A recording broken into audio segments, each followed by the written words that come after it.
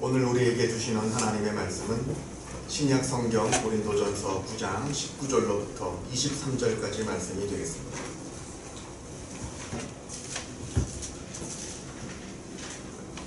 제가 갖고 있는 성경으로 신약 성경 273면에 있습니다.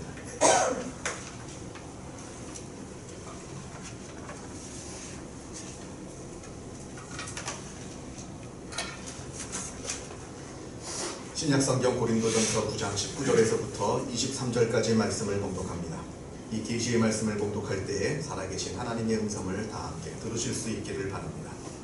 내가 모든 사람에게서 자유로우나 스스로 모든 사람에게 종이 된 것은 더 많은 사람을 얻고자 함이라.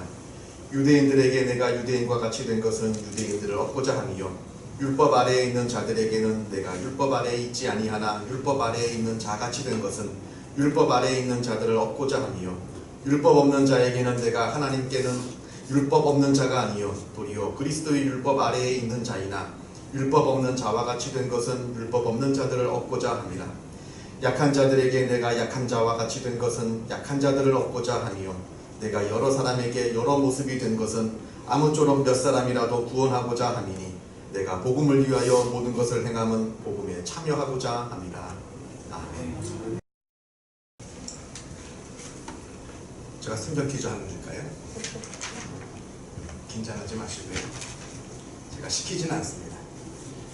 가급적 제가 뭘 설교 시간에 묻거나 하지 않는데, 묻더라도 답을 요구하지는 않습니다. 저는. 그러니까 제가 묻더라도 날 시키면 어떡하나 하면서 고개를 숙이실 필요가 전혀 없습니다. 오히려 저를 많이 쳐다보시면 됩니다.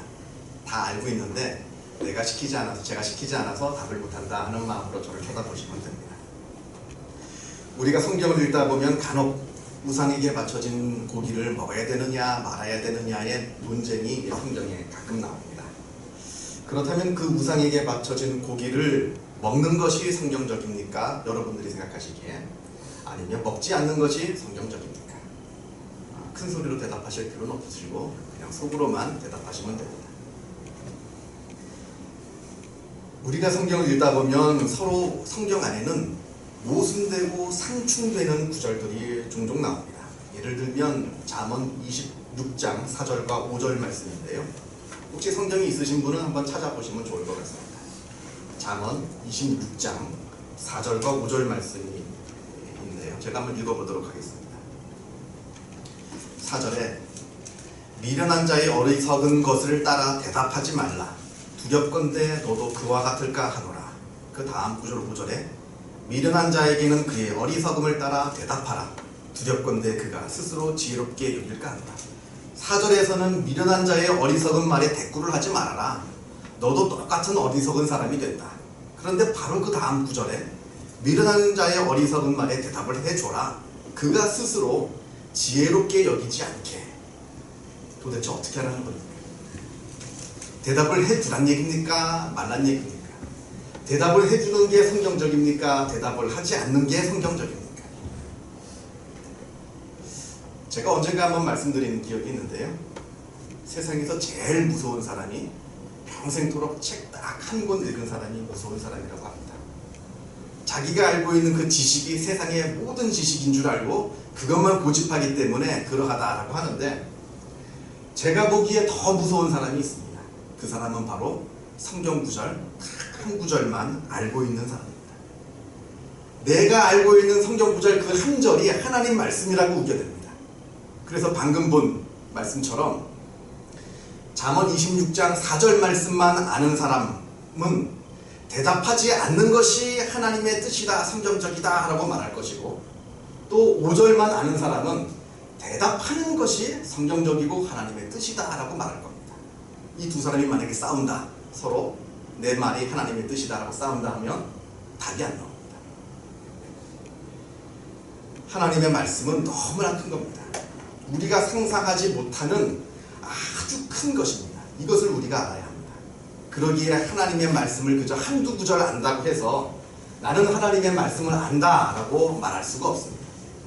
그래서 하나님의 말씀을 읽을 때는, 접할 때는 늘 겸손한 마음이 필요합니다. 처음부터 끝까지 겸손한 마음으로 하나님의 말씀을 받아야 합니다.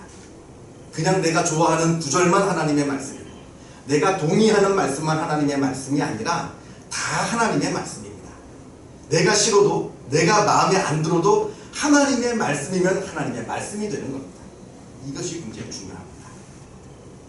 자, 다시 성경 퀴즈로 돌아갔어요. 그렇다면 우상에게 바쳐진 고기를 먹는 것이 성경적입니까? 아닌 것이 성경적입니까? 답은 성경을 보면 때로는 먹으라 하기도 하고, 때로는 먹지 말라라고 하기도 하고, 또 때로는 요때는 먹고 요때는 먹지 말라라고 말을 합니다. 예를 들어서 갈라디아서를 보면 먹으라 하고, 로마서에서는 먹지 말라 하고, 고린도전서에서는 이럴 때는 먹고 저럴 때는 먹지 말라라고 이야기합니다. 자, 그럼 어떻게 해야 됩니까?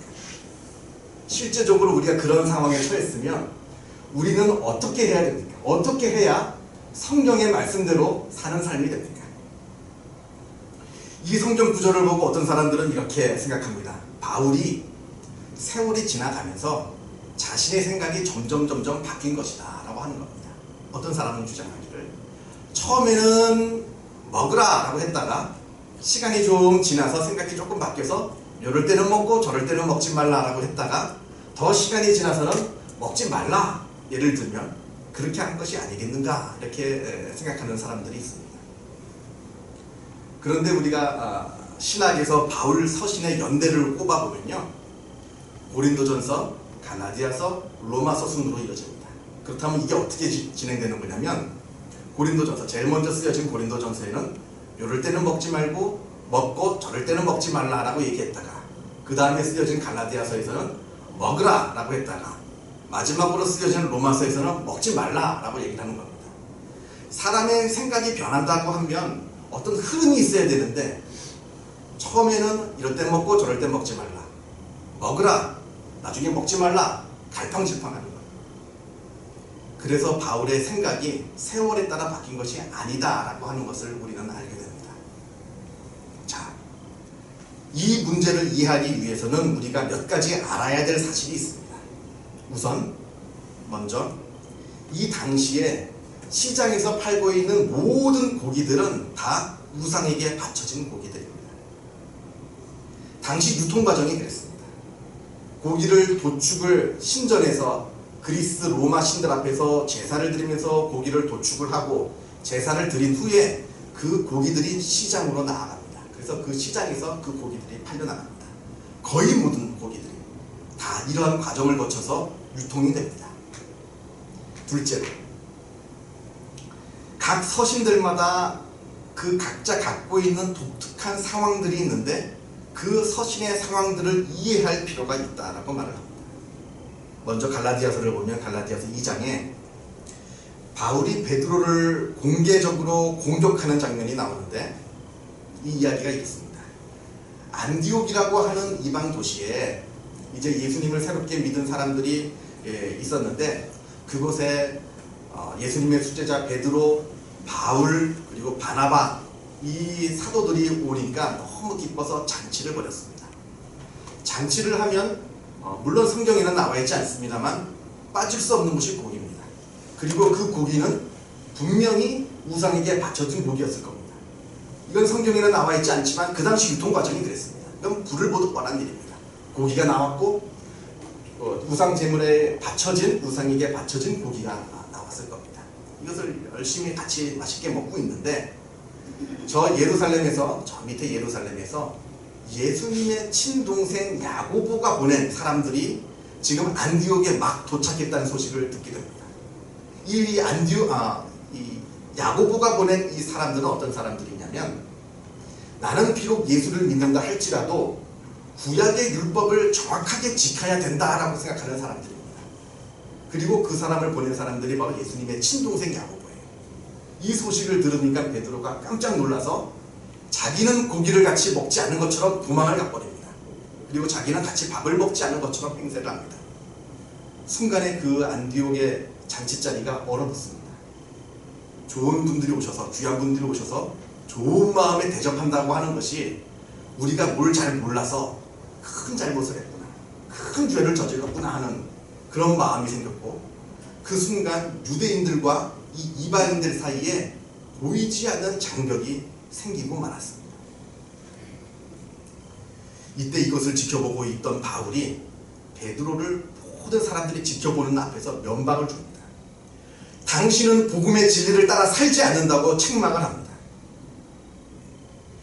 왜 그리스도 예수를 믿으면 모든 것이 자유롭고 함께 먹을 수 있는데 왜 다른 사람이 온다고 해서 먹지 않은 척을 해서 이 사람들과 우리들 사이에 큰 장벽을 만들어 놓느냐? 그것은 복음의 진리대로 사는 것이 아니다 라고 책망을 하게 됩니다. 물론 갈라디아서에서는 고기를 먹으라 라고 문자적으로 나와 있지 않습니다만 그 이야기를 쭉 읽어보면 그 문맥 안에서는 이 자리에서는 같이 고기를 함께 먹는 것이 복음에 합당한 삶이고 성경대로 사는 삶이다 라고 하는 것을 우리는 알게 됩니다. 고기를 먹는 것이 복음적이다, 성경적이다. 자, 이제 로마서로 가겠습니다. AD 49년 로마 황제 클라우디우스가 칙령을 내리는데 그 칙령은 뭐냐면 로마 안에 살고 있는 모든 유대인들을 다 다른 도시로 추방하라 라고 하는 칙령을 내립니다. 그 당시에는 로마 안에 유대인들이 많이 살고 있었거든요. 그 사람들을 다 추방하라는 칙령을 내립니다. 그리고 나서 5년 후 다 그래서 쫓겨났습니다. 다른 인근 도시로. 그리고 5년 후 AD 54년에 우리가 잘 알고 있는 로마 황제 네로가 즉위하자마자 첫 번째 내린 결정이 그 선대 클라우디우스 황제가 내린 유대인을 추방하는 그 칙령을 폐기하는 거였습니다. 그래서 5년 만에 다시 유대인들이 다시 로마로 돌아오게 되었습니다. 자, 로마에는 로마 교회가 있었습니다. 이 로마 교회는 바울이 세운 교회가 아닙니다. 앞에서 말씀드린 것처럼 로마에 먼저 살고 있는 유대인들 중에 예수님을 알고 예수님을 믿었던 사람들이 자기들끼리 모여서 만들어 놓은 교회가 있었습니다. 그런데 49년에 유대인들을 다 내쫓으라라고 하는 칙령이 반포가 되어서 이 로마 교회에 있던 유대 그리스도인들이 다 쫓겨났습니다. 그 대신 이 로마 교회에는 그 주변에 있는 이방 그리스도인들, 로마 사람이지만 예수님을 믿고 있는 이방 그리스도인들이 들어와서 신앙생활을 하게 되었습니다. 이제 시간이 지나서 5년이 지났습니다. 다시 돌아와도 좋다라고 하는 칙령이 떨어져서 로마 교회를 떠났던 유대 그리스도인들이 다시 로마 교회로 돌아왔는데 돌아와서 자기 교회로 와 보니까 그 전에 알고 있던 자기 교회가 아닙니다. 예전에는 우리가 예수님을 믿기는 하지만 그래도 구약 율법대로 살고 그래서 우상에게 바쳐진 고기도 먹지 않고 돼지고기도 먹지 않고 율법이 말하는 대로 그대로 잘 지키면서 예수를 믿는 교회였는데 5년 만에 다시 돌아와 보니까 교회에서 돼지고기도 먹고 교회에서 우상에 바쳐진 고기도 먹고 율법대로 지키지도 않고 예수를 믿는다는 이유만으로 그렇게 사람들이 신앙생활을 하게 되는 겁니다. 그런 교회가 되어버렸습니다. 그래서 이 로마 교회 안에 갈등이 생기는데 고기를 먹지 말자라고 말하는 소위 연약한 자라고 하는 유대 그리스도인들이 생겼고 파벌이 생겼고 아니다. 고기를 먹어도 된다. 우리 믿음에 아무런 문제가 되지 않는다. 먹자라고 말하는 소위 강한 자라고 말하는 이 이방 그리스도인들이 생기게 된 겁니다. 연약한 자와 강한 자 간에 다툼이 벌어졌습니다. 이 연약한 자라고 말하는 이 유대 그리스도인들은 마음의 양심이 연약하여서 우리는 도무지 고기를 먹지 못하겠다라고 해서 연약한 자라고 이름이 붙여졌습니다만 또한 이 사람들이 로마 교회 안에서 소수 마이너 그룹이기 때문에 숫자가 적기 때문에 연약한 자, 약자라고 되어 있고 강자, 먹자라고 하는 이 사람들은 마음이 담대해서 먹어도 된다. 우리 믿음에 아무 문제 없다. 먹자라고 해서 강자, 강한 자라고 이름이 붙여졌지만 동시에 이 로마 교회 안에 숫자가 많아서 주류이기 때문에 메이저 그룹이기 때문에 강한 자라고 이름이 붙여진 겁니다. 아무튼 이방 그리스도인들은 먹자라고 하고 유대 그리스도인들은 먹지 말자라고 말할 때 이때 바울은 소수였던 유대 그리스도인들의 편을 들어서 고기를 먹지 말라라고 로마서에는 말을 하고 있는 겁니다. 갈라디아서와 다른 결정을 내렸습니다. 자, 보면 이제 어떤 제가 말씀을 드리려는지 짐작을 하시겠습니다만, 자, 보면 갈라디아서에서는 먹으라 하고 로마서에서는 먹지 말라라고 하고 바울이 일관성 없이 왔다 갔다 하는 것처럼 보입니다만, 우리가 성경을 읽을 때 그 안에서 하나님의 말씀을, 하나님의 뜻을 발견할 수 있게 된다라고 하는 겁니다.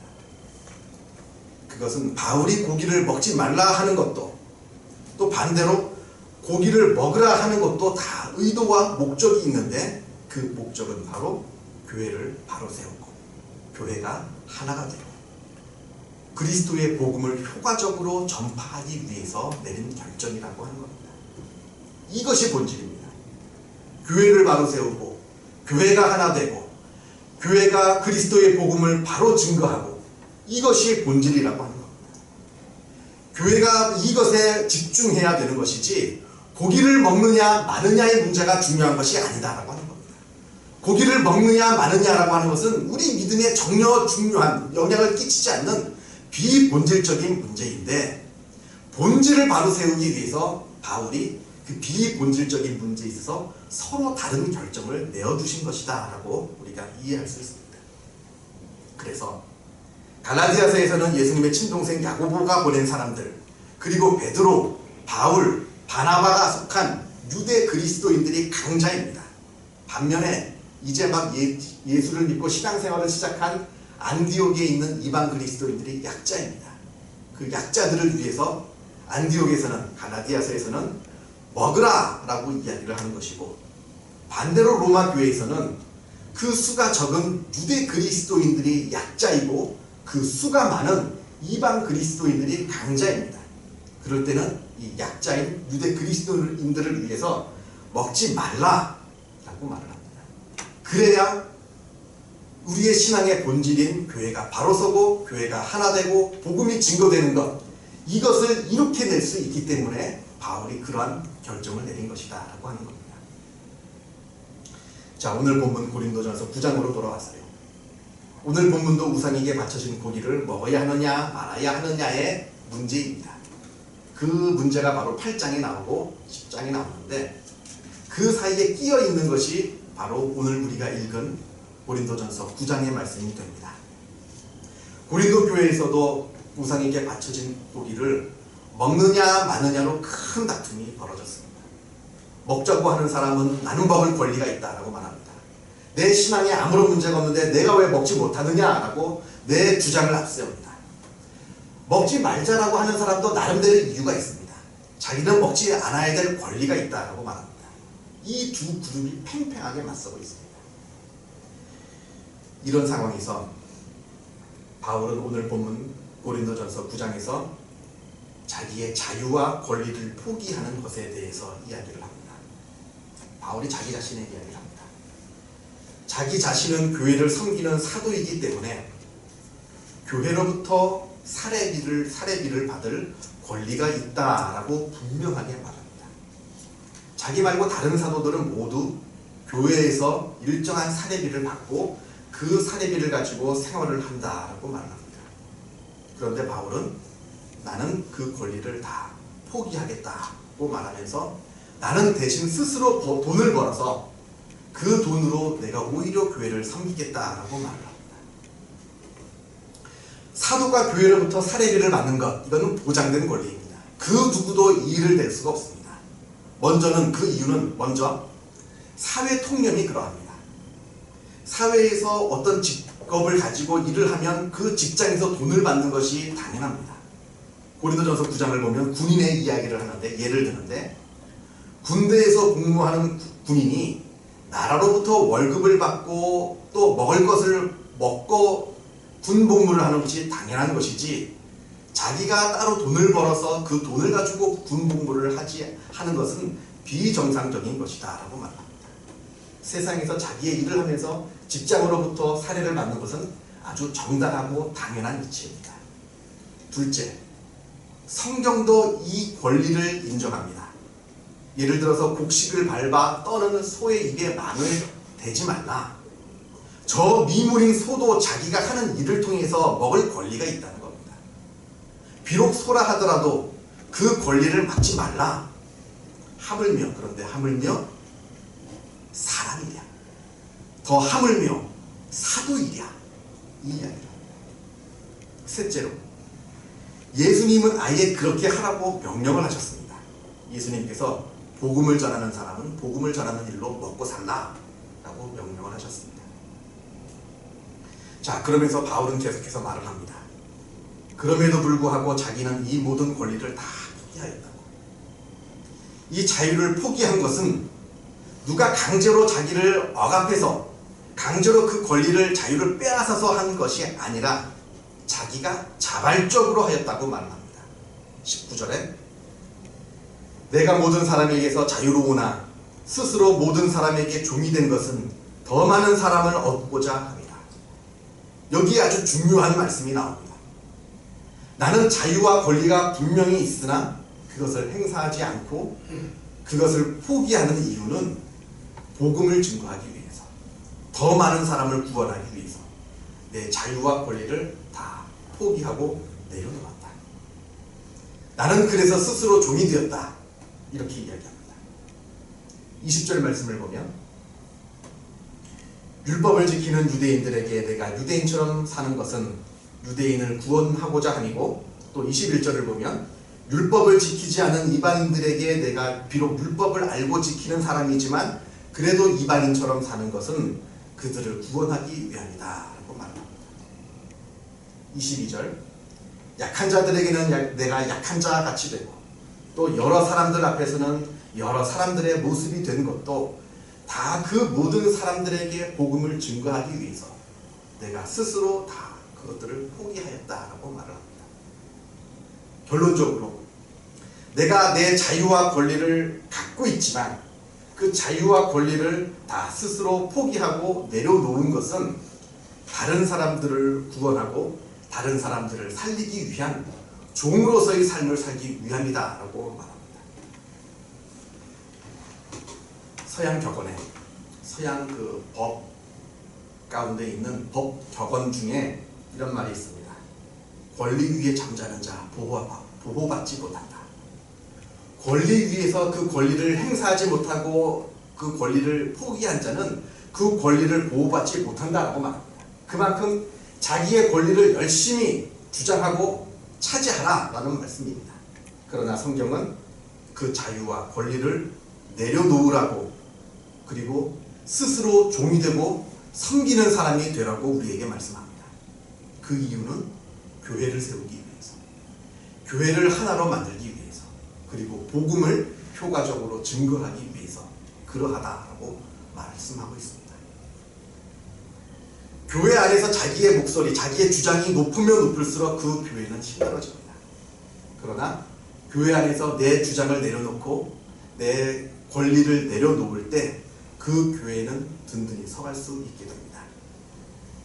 이 놀라운 일들이 우리 모임 가운데, 그리고 우리의 삶 가운데 충만하여서 우리의 삶을 통하여서 교회가 바로 서가고 우리의 삶을 통해서 그리스도의 복음이 만방에 전파되는 놀라운 은혜가 있기를 축원합니다.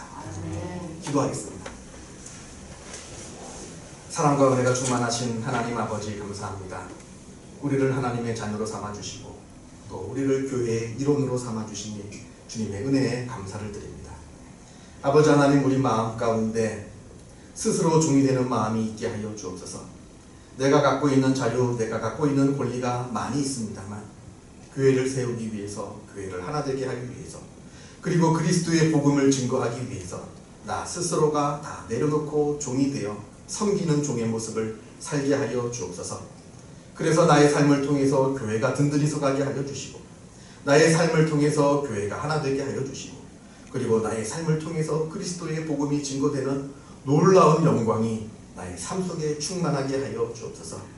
우리 소망세움교회 주님께서 보시기에 그러한 아름다운 교회가 되게 하여 주시고, 하나님의 사명들을 잘 감당하는 귀한 아름다운 교회가 되게 하여 주옵소서. 주님께 모든 것을 의탁하오며 이 모든 말씀 우리 주 예수 그리스도 이름으로 기도하옵나이다.